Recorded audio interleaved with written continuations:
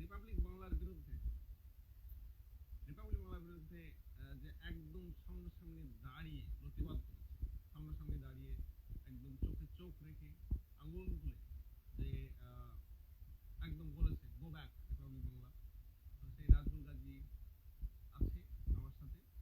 তাকে জিজ্ঞেস করবো যে অ্যাকচুয়ালি কি হয়েছিল সেদিন, তাকে জিজ্ঞেস করবো যে কি নিয়ে সমস্যা হয়েছিল এবং কেন সমস্যা হয়েছিল যাদবপুর বিশ্ববিদ্যালয়ে। আমরা জানি যে যাদবপুর সবসময় একটা খুব ভালো প্রতিষ্ঠান, বিশ্বে যতগুলো বা ভারতে যখন র্যাঙ্কিং হয় সেই র্যাঙ্কিংয়ে সবসময় আগে থাকে। সেই জায়গার ছাত্র হচ্ছে নাজমুল গাজী, এবং নাজমুল শুধু সেইটুকু নয়, নাজমুল গাজী কিন্তু দীর্ঘদিন থেকে যাদবপুরে রয়েছে, সে দীর্ঘদিন থেকে সেখানে পড়ছে, সেখানকার ছাত্র, সেখানকার অ্যালুমনাই এবং সেখানকার টিএমসিপির একসময় দায়িত্বে ছিল। এবং তাকে যেভাবে তার নামে যেভাবে উল্টোপাল্টা রটনা হয়েছে বা অভিযোগ করা হয়েছে সেগুলো মিথ্যাচার ছাড়া কিছুই নয় বলে তার সেদিন অ্যাকচুয়ালি কি হয়েছিল। সেদিন যেটা বলার আগে এটাই বলি সবাইকে বা আমার হৃদয়ের অন্তঃস্থ ভালোবাসা ও প্রণাম জানিয়ে দু চার কথা বলছি সেদিনের আসল যে ঘটনাটা হয়েছিল। আমি সেদিন ক্যাম্পাসে গিয়েছিলাম আমার একটা কাজটা সেরে আমি যখন ফিরছিলাম তো রিপাবলিক বাংলার যে সাংবাদিকরা বাইট নিতে এসেছিলো, তারা দেখছিলাম সাংবাদিকতার নামে গদি মিডিয়ার দালালি করছিল। সেই কারণে আমি সেখানে গিয়ে প্রতিবাদ করি, কারণ ওরা যাদবপুর বিশ্ববিদ্যালয়ের ছাত্রদের নামে যেভাবে একের পর এক মিথ্যাচার করছিল, যেটা যাদবপুরের ছাত্র হিসেবে মেনে নেওয়া কোনোদিনই সম্ভব না। সেই কারণে আমি তাদেরকে আরও বাকি ছাত্রদের সাথে গিয়ে প্রতিবাদ করি, যেখানে এভাবে করবেন না আপনারা যদি কিছু জানার থাকে আপনারা সিস্টেমেটিক ওয়েতে এসে বাইট নিন। এটা চলতে থাকার পরে হঠাৎই এবার আমি ওদের ওই ভিডিওগুলো লাইভ করছিলাম, আপনারা আমার পেজে গেলে দেখতে পাবেন যে আমি সেটা লাইভ করে দেখাচ্ছিলাম। ওদের যে অভদ্রতা সাংবাদিকতার নামে যে একটা গুন্ডামি সেটা আমি দেখাচ্ছিলাম। সেই সময় একটি মহিলা সাংবাদিক আমার ক্যামেরাটা অফ করে দেয়। তো আমি সেই মুহূর্তে ওটা বললাম যে আপনি হাতটা সরিয়ে নিন, আপনি এইভাবে বন্ধ করতে পারেন না, আপনার যেমন রাইট আছে আমারও রাইট আছে ভিডিও করার। এটা বলার সাথে সাথেই সন্তু পান নামে যে গদি মিডিয়ার দালাল যে সাংবাদিক, ও এসে আমাকে উল্টোপাল্টা ভাষায় বলতে শুরু করে যে আমি নাকি মহিলা সাংবাদিকের সাথে অভদ্র আচরণ করছি, খারাপ বিহেভিয়ার করছি। আমি তখন দীপ্ত কণ্ঠে বলে উঠি যে আমি কোথায় অভদ্র আচরণ করছি, উনি আমাকে টাচ করতে পারেন, আমি করলে অসুবিধা কোথায়।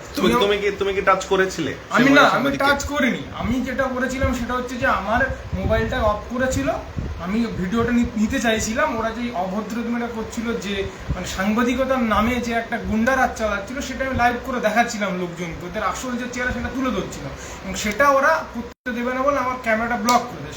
আমি ক্যামেরার ফুটেজটা নেওয়ার জন্য জাস্ট হাতটা সরিয়েছি, এটুকুই হয়েছে। না তুমি কোনোভাবে তাকে আঘাত বা সেসব কিছুই না, আমি জাস্ট আমার ক্যামেরাটা আমার ভিজিবল করার জন্য আমি তার হাতটা শুধু সরিয়েছি, এবং হাতটা আমি সরিয়ে দিয়ে আমি আমার মধ্যে ভিডিও করতে শুরু করেছি। কিন্তু তৎক্ষণাৎ সন্তু পান আমার দিকে ছুটে এসে মিথ্যা অভিযোগ করতে থাকে যে আমি মহিলা সাংবাদিকের সাথে অসভ্যতামি করছি। সেই জন্য মিথ্যা অভিযোগ করার জন্য আমি সঙ্গে সঙ্গে দাঁড়িয়ে যাই। আমি বললাম আমি এখানে দাঁড়িয়ে আছি, যা বলো আমার মুখেই বলো। তখন আমাকে বলতে থাকে তুমি কি মাওবাদী, দেশ ভাঙাকে সমর্থন করো? আমি মুখের উপরে বলি যে না, আমি দেশ ভাঙা কেন সমর্থন করবো, আমি মাওবাদী না, তুমি কি মাওবাদী? ঘুরে আমি এই প্রশ্নটাও করি সন্তু পানকে, সে উত্তর দিতে পারে না। তা আমরা জানি যে এর সাথে সাথে তারপরে এই ঘটনার কিছুক্ষণ পরেই রিপাবলিক বাংলা থেকে শঙ্কুদেব পান্ডা বা অন্যান্য যারা আসে তাদের অ্যাঙ্করগুলো তোমাকে নিয়ে কাইন্ড অফ বলতে থাকে এই নাজমুল গাজী এই করেছে, 2 মাস আগে এই করেছে, সে এখন এই, তাকে বহিষ্কার করে দিয়েছিল, রাস্ট্রিকেট করে দেওয়া হয়েছিল। এগুলো নিয়ে তোমার কি মতামত? এগুলো নিয়ে যেটা বেসিক্যালি আমি বলতে চাইবো যে প্রথমত যে শঙ্কুদেব পান্ডা যে এখন বিজেপির একটা মুখপাত্র নামে, মুখপাত্র কি জানো তো, একটা পাত্র এতটুকু ভালো বোঝা যাচ্ছে। আগে কিন্তু তৃণমূল দলটাই করতো, তৃণমূল ছাত্র পরিষদ করেই এখন তুমি ও যখন তৃণমূল ছাত্র পরিষদে ছিল, তুমিও তো তৃণমূল ছাত্র পরিষদেই ছিল। যখন উনি ছিলেন তখন আমি ছিলাম না, কিন্তু শুনেছি উনি দায়িত্বে ছিলেন, যাদবপুরের টেকওভারের দায়িত্ব ছিল, যাদবপুরের তৃণমূল যাদবপুরের ইউনিটের দায়িত্ব ছিল। আমি থাকাকালীন ছিলাম না, আমি থাকাকালীন উনি ছিলেন না। আমি যখন যাদবপুরের তৃণমূল ছাত্র পরিষদে যুক্ত হই তখন ততদিনে উনি বিজেপিতে চলে গেছেন। উনি যে নিজের স্বার্থ সিদ্ধি করতে পারছে না বলেই সুযোগ বেশি পেয়েছেন, সেই জন্য ওখানে চলে গেছেন। তো বেসিক্যালি আমার বিরুদ্ধে যে সন্দীপ পান্ডা যে অভিযোগটি করেছে সেটা একদম সম্পূর্ণ মিথ্যা। এই কারণে বলছি, প্রথমত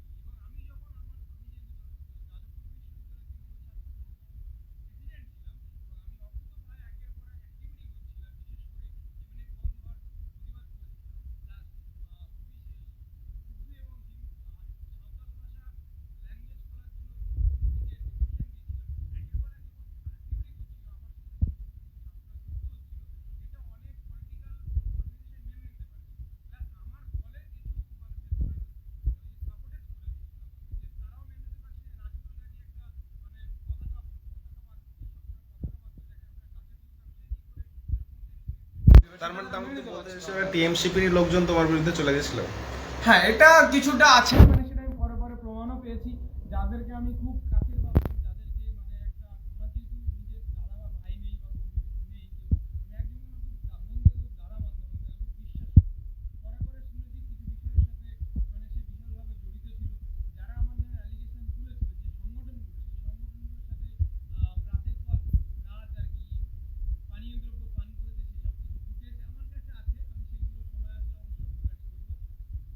বেসিক্যালি এটাই যে আমি জেনেছি যে কারা কিভাবে কি করেছে, এবং এটা এতটাই মিথ্যা অভিযোগ। আমি যখনই আমার দল থেকে আমি সরে আসলাম, মিউচুয়ালি আমাকে বহিষ্কার করা হয়নি, প্রথম যেটা বলে দিই আজকে আপনাদের এই আপনার এই চ্যানেলের মাধ্যমে জানিয়ে দিই, নিজের প্রোফাইলের মাধ্যমে জানিয়ে দিই যে আমার মিথ্যা অভিযোগ এই কারণেই বলছি যে আমি যখন দল থেকে সরে যাই, মানে আমাকে বহিষ্কার করা হয়নি, প্রথম কথা মিউচুয়ালি আমি সরে আসি দলের স্বার্থের কথা ভেবে। আমি কারণ আমি দলকে ভালোবাসি এবং আজও দলটা করি তৃণমূল, সেই কারণেই আমি 2024 লোকসভা ভোটে বহরমপুরে গিয়ে ইউসুফ পাঠানের ওই কাজ করেছি।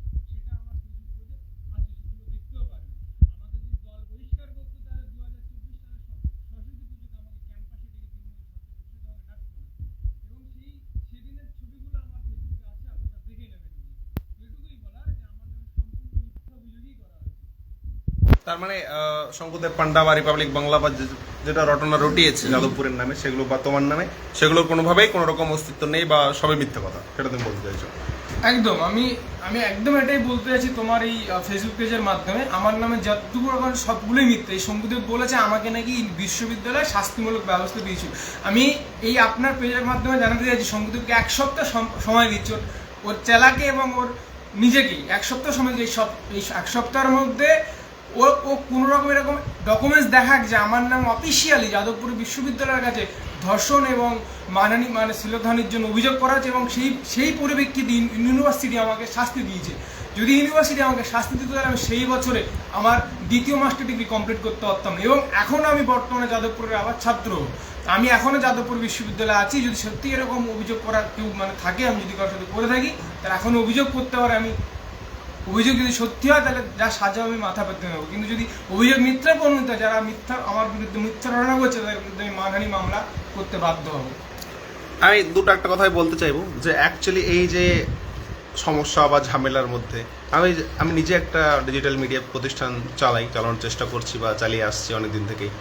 সো এইখানে একটা বিষয় যে মেন স্ট্রিম মিডিয়াগুলো রয়েছে, রিপাবলিক বাংলা বা অন্যান্য যা আছে, যে 24 ঘন্টা বা হটএভার চ্যানেল, এগুলো এতটাই টক্সিক। এই চ্যানেলগুলো দেখলে মনে হয়, আমি দেখি না নিউজ চ্যানেল কখনো, দেখলে মনে হয় যে তারা বিষ ছড়াচ্ছে। মানে এই চ্যানেলগুলো দেখলে মনে হয় যে দেশ উচ্ছন্নে চলে গেছে। এই চ্যানেলগুলো দেখলে মনে হয় যে দেশ সব কিছু একদম ধ্বংস হয়ে গেছে, দেশে কোনো সাম্প্রদায়িক সম্প্রীতি নেই, মানুষের মধ্যে ভালোবাসা নেই, মানুষের মধ্যে একে অপরের সৌভ্রাতৃত্ব নেই, কিছুই নেই। মানে খুবই একটা অপ্রীতিকর মনে হয় যে এদের কিছু দেখলেই যে সব কিছুই শেষ হয়ে গেছে, দেশ শেষ হয়ে গেছে, রাজ্য শেষ হয়ে গেছে, বাংলা শেষ হয়ে গেছে। অথচ দেশে তেমন কিছুই নেই। আমরা জানি কিছু ঘটনা ঘটে, কিন্তু বাংলার পার্সপেক্টিভ যদি আমরা দেখি, বাংলা খুবই এক শান্তিপ্রিয় জায়গা। ওকে, সমস্যা আছে, সমস্যা রয়েছে, কিন্তু সত্যি কি তারা যেভাবে দেখাতে চায় বা যতটা দেখায় সেটা কি সত্য? কখনোই নয়। সব মানুষের মধ্যে সবসময় একটা ভীতি তৈরি করা, মানুষকে ভয় দেখানো যে দেখো এই হচ্ছে, ওই হচ্ছে, ওই হচ্ছে, এই হচ্ছে। কোথায় আমি বুঝতে পারি না কীভাবে তারা আমেরিকার দালাল বলতে পারি। রিপাবলিক বাংলা বলছে যাদবপুরের ছাত্রদের, শিক্ষার্থীদের যে আমেরিকার দালাল। যাদবপুর হচ্ছে ভারতবর্ষের অন্যতম টপ 10 মধ্যে একটা ইউনিভার্সিটি। সেখানকার ছাত্রদের যদি বলা হয় আমেরিকার দালাল, সব আমার তো মনে হয় যে রিপাবলিক বাংলা যদি আমেরিকা যে এমএনসি কোম্পানিগুলো আছে বা অন্যান্য যে এমএনসি ওয়েস্টার্ন ওয়ার্ল্ডের যে এমএনসি কোম্পানিগুলো রয়েছে, তাদের বিজ্ঞাপন ছাড়া কি চলতে পারবে? তাদের বিজ্ঞাপন কিন্তু তারা চালাচ্ছে, তো তারাই তো টেকনিক্যালি আমেরিকার দালাল বা ওয়েস্টের দালাল। সে ছাত্রদের কীভাবে বলতে পারে ওয়েস্টের দালাল? যা অত্যন্ত একটা ব্যথার জায়গা তারা কাজ করছে তাদের জন্য। এবং এই যে উল্টোপাল্টা অভিযোগ করা বা বিজেপি নেতাদের উঠে যে অভিযোগ চালানো, যা ছাত্রদের ক্ষতি করছে, তাদের মেন্টালি একটা যে অবস্থা সেটা ক্ষতি করছে। এবং সেই সাথে সাথে সেই ঘটনার পরিপ্রেক্ষিতে যে ব্রাত্য বসু, যিনি মাননীয় মন্ত্রী, শিক্ষামন্ত্রী রাজ্যের, তার গাড়িতে ইন্দ্রানুজ যে আহত হয় এবং হাসপাতালে থাকার পরে সে ছাড় পেয়েছে, এবং সেই কেসে পরপর পুলিশ তুলতেই আছে, একজন দুজন করে একজনকে তুলছে। সাহিলকে তুলেছে, সাহিল বেল পেয়ে গেছে, তার সেদিন আরেকজনকে তুলেছে। তো কি করেছে? তার নামে আর একটা এক্সট্রা ধারা যোগ করেছে, মানে সাহিলকে যেগুলো দেওয়া হয়েছিল তার থেকে আর একটা এক্সট্রা ধারা যোগ করে তাকে জেলে ঢোকানো হয়েছে যেন বেল না পায়। আজকে আরেকজনকে তুলেছে।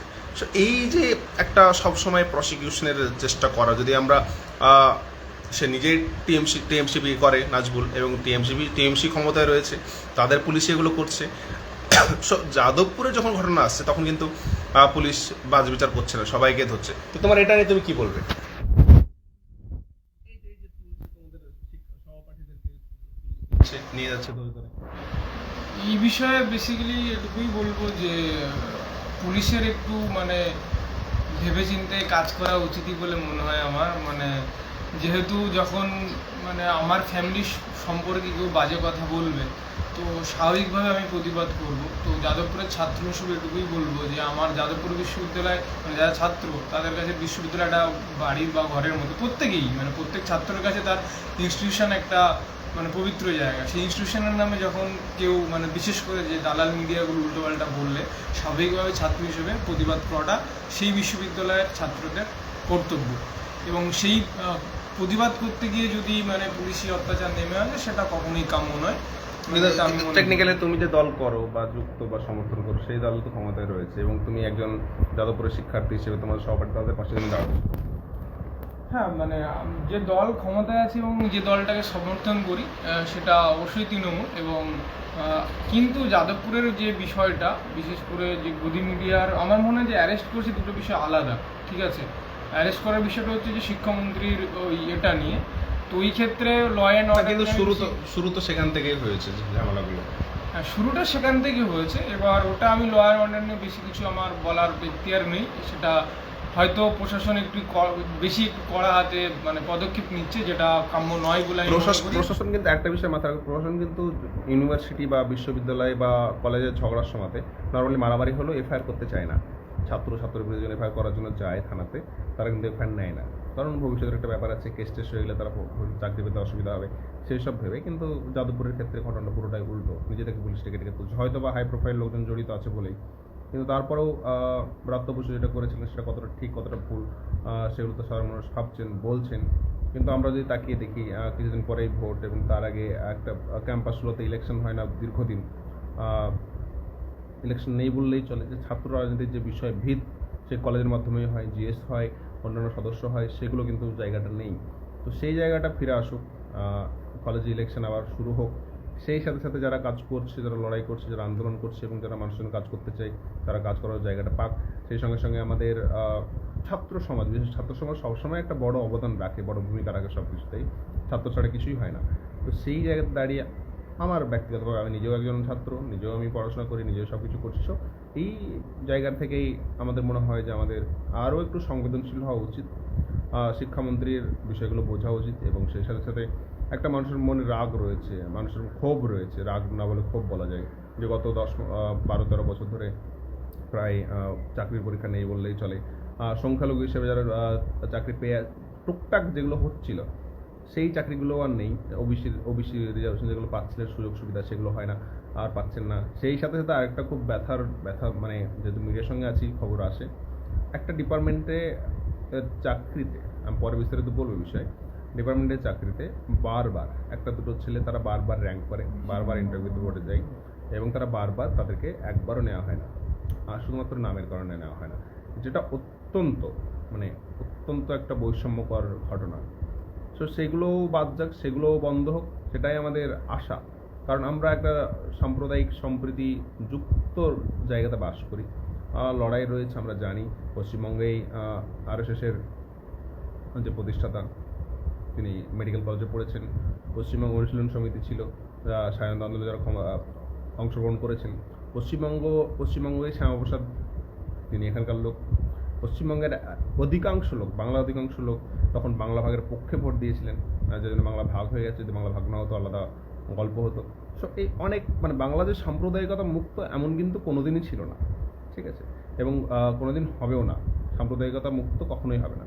কিন্তু তারপরেও আমরা একটা সহাবস্থানের মাধ্যমে বাস করি, বাংলার মানুষ শিক্ষিত, বোঝেন এবং তারা একে অপরের সাথে সহাবস্থান করতে পারেন। বিভিন্ন আমাদের মধ্যে প্রতিবন্ধকতা বিভেদ থাকলেও আমরা সেগুলো কাইন্ড অফ সিভিলাইজ সোসাইটির মতোই মেনটেন করি, নর্থের মতো নয়। তো নর্থ ইন্ডিয়ার মতো নয়। তো সেই জায়গাতে দাঁড়িয়ে এটাই আশা যে শিক্ষাঙ্গন প্রশাসনমুক্ত থাকুক, শিক্ষাঙ্গনের যে স্বাধীনতা সেগুলো হরণ করা যেন না হয়। সেই সাথে সাথে নাচবো, তুমি কি আর কিছু বলতে চাইবে? হ্যাঁ, শেষে এটুকুই বলবো যে আপনারা সবাই ভালো থাকুন, একটা সুস্থ এবং সুন্দর বাংলা গড়ে তুলতে আমরা একে অপরের সাথে মেলবন্ধনভাবে কাঁধে কাঁধ রেখে চলবো, এটুকুই আমার বলার। আপনাদের হোলি খুব ভালো গেছে আশা করি, সামনে আমাদের ঈদও আছে, সবাই ঈদে খুব আনন্দ করবে একসাথে, এটুকুই আশা। এই বাংলা আমাদের এটাই শিখিয়েছে, এই বাংলা কাজী নজরুলের, এই বাংলা রবীন্দ্রনাথের, এই বাংলা সাম্যের, এই বাংলা সম্প্রীতি, এটুকুই। ভালো থাকবেন। অবশ্যই এই বাংলা রবীন্দ্রনাথ ঠাকুর, রবীন্দ্রনাথ ঠাকুর আমার প্রিয় লেখক, কবি, কাব্য, উপন্যাস সব কিছু করেছেন। তো যাই হোক, এই পবিত্র রমজান মাসের এই রাতে, খুব সুন্দর রাত, ঠান্ডা ঠান্ডা ওয়েদার, হাওয়া চলছে, সেই জায়গায় দাঁড়িয়ে আমরা যেন ইবাদতে মগ্ন হই। আন্দোলনের সাথে সাথে ইবাদত করাটাও আমাদের জন্য অত্যন্ত জরুরি, এবং আমরা যে রোজা করছি সেটা খুব সুন্দরভাবে কাটে, সেটা নিয়েই আজকের এই লাইভ এখানে শেষ করছি। আর আশা করছি আবার কখনো ভবিষ্যৎ